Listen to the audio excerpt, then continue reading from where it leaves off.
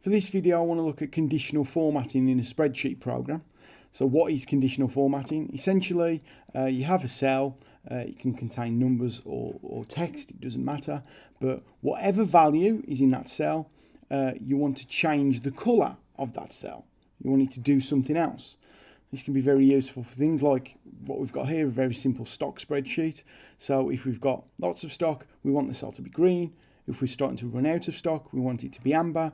And if you are very close to running out of stock, you want it to be red. So it's like a nice visual reference that something's wrong and we need to get it sorted. So we're using Excel 2013 for this. I think Excel 2007 upwards is in exactly the same place, but all spreadsheet programs can do this. It's just a case of finding where they've hidden the functions. So in Excel, we click on Home, you click on the cell that you want to change, and you go to Conditional Formatting up here.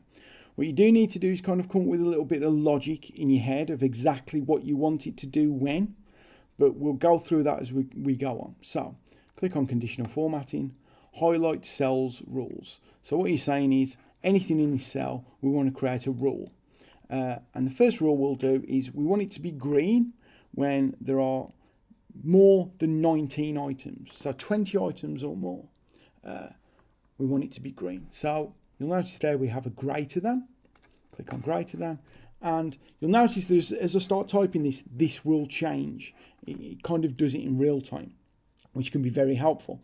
So what I want to say is if it's greater than 19, i.e. 20 or above, you'll notice it's changed red. So light red fill with dark red text. If you click on there, you've got some options. The top three options are usually all you need. If you do need more, then you can customize it, but green. So 20 or above, we want it to be green. Click OK. And you'll notice that works fine. The moment we've sell 81 items, so we drop down to 19 items remaining in stock, you'll notice it goes clear again.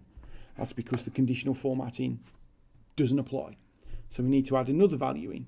So this time we want to say that if it's between 5 items and 19 items, we want it to be amber or yellow. So for this, highlight cells rules and between. So between 5 and 19, make it yellow. And sure enough, if we sell 90, if we sell 95, but if we sell 96, it goes white again.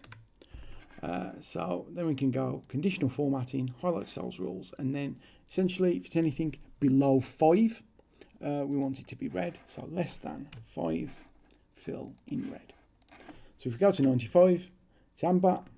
But if we sell 94, if we sell 96, get my maths right, goes red. What you can also do is actually copy this as well. So once you've set it up on one cell, you can copy it on others.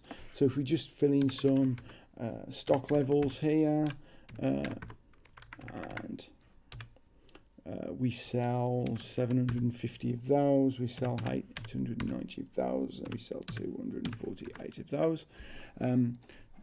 Hopefully you already know that if you click on a cell and you get this little square at the bottom, you can hold down that and drag it down, and it replicates the formula all the way down and adjusts it accordingly. So we click on there and you can see straight away that it's starting to give us useful information. And you can see if that's a really long list, it's incredibly useful. So obviously you'd hope that everything looked something like that, but if you start selling a few many items, it starts going down. And that's conditional formatting. You don't just have to do that on numbers, you can do it on text as well. So you can say that if it's a yes or a no, it's green or red. And it can get incredibly powerful. You can see that you've got there like text that contains, so it's just got to have one phrase and it can change something. If it's within dates and that sort of thing, it's incredibly powerful. What you can also do if you want to change things is you can click on the cell, go to conditional formatting and manage rules, and that will give you a list of all the rules that you've set in that cell.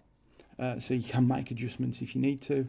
You can also go in and clear the rules, and you can clear the rules from just the cell that you're on or from the entire sheet. So if you clear it from the entire sheet, you notice everything's gone. And that's conditional formatting in Excel.